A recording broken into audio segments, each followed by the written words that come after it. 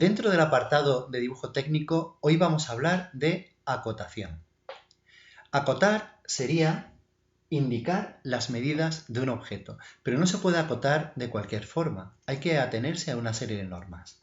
Para ello vamos a ver cómo acotaríamos un objeto, concretamente este lápiz, que tiene una longitud total de 8 centímetros.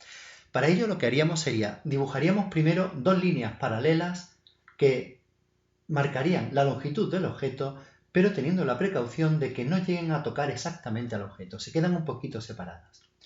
Esas dos líneas se llamarían líneas auxiliares de cota.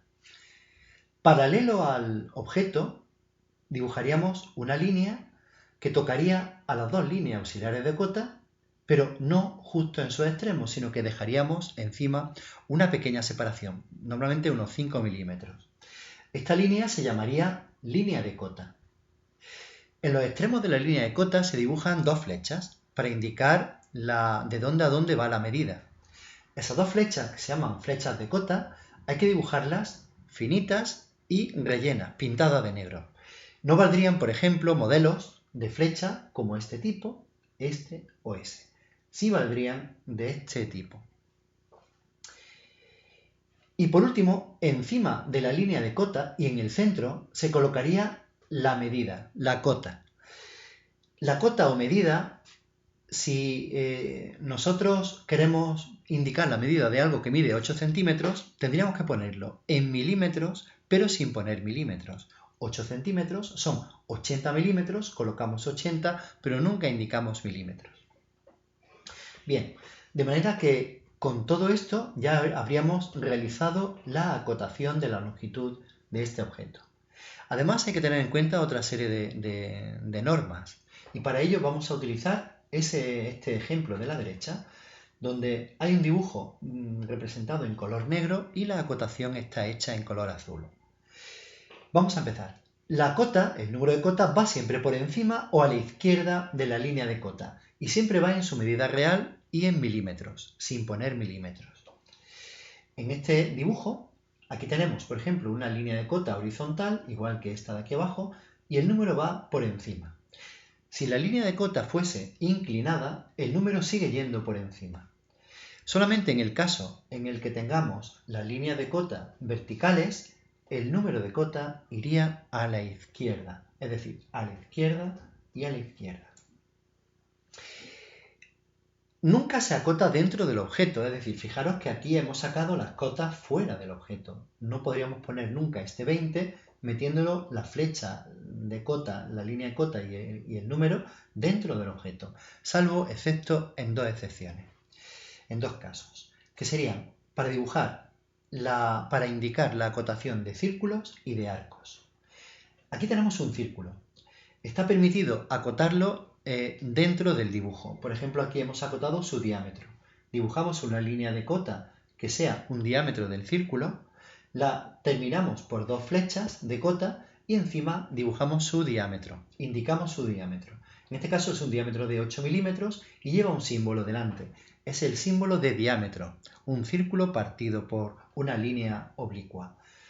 Diámetro 8 milímetros. Y en la otra excepción serían los arcos. Los arcos sería otra estructura que se puede acotar dentro del objeto. Aquí, por ejemplo, hay un arco, que sería un cuarto de circunferencia, que tiene de radio 5. La forma de acotar sería, se dibujaría una línea de cota desde el punto donde pincharíamos la aguja del compás hasta el propio arco. En esa línea de cota dibujaríamos solo una flecha. La flecha iría en la posición en la que iría la punta del lápiz de un compás. Y dibujaríamos encima la medida del radio del arco. En este caso el radio es 5, indicamos 5 milímetros de radio y el símbolo una letra R mayúscula.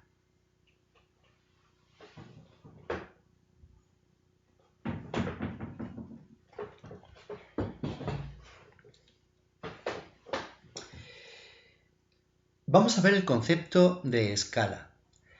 Escala sería la relación entre una distancia en un dibujo y esa misma distancia en el objeto real.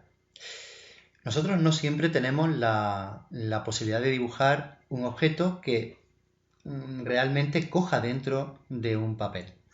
Imaginémonos que tenemos que dibujar un camión dentro de un papel. Claro, no podríamos dibujarlo a tamaño natural, habría que reducirlo. O por ejemplo, si tuviéramos que dibujar un tornillo de un pequeño reloj dibujado en un A4, el dibujo saldría tan pequeñito que posiblemente el grosor de la mina del lápiz sería más grande que el propio tornillo.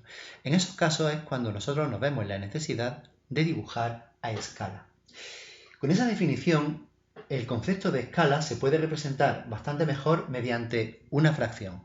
La E mayúscula que indica la escala va a ser igual a una distancia en el dibujo partido por esa misma distancia en la realidad.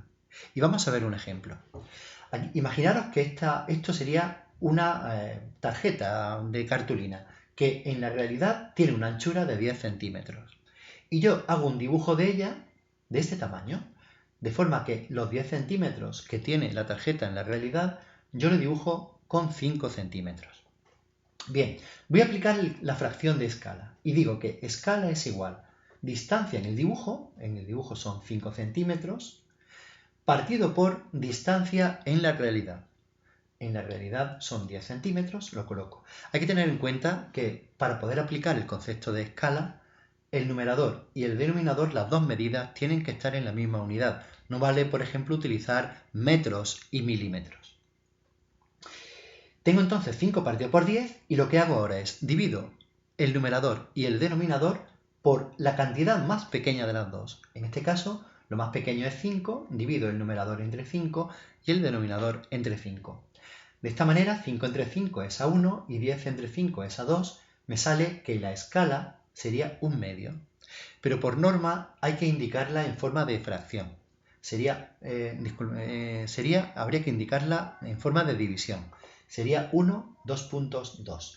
De manera que la escala a la que yo he hecho este dibujo sería A1 es a 2. Esa información nos aporta bastante sobre el dibujo. Primero, tenemos en cuenta que el primer número es más pequeño, es menor que el segundo, lo cual nos está diciendo que el dibujo es más pequeño que el objeto real. Y por otro lado, nos está diciendo cuántas veces es más pequeño el dibujo que el objeto real, que serían 2 veces más pequeño.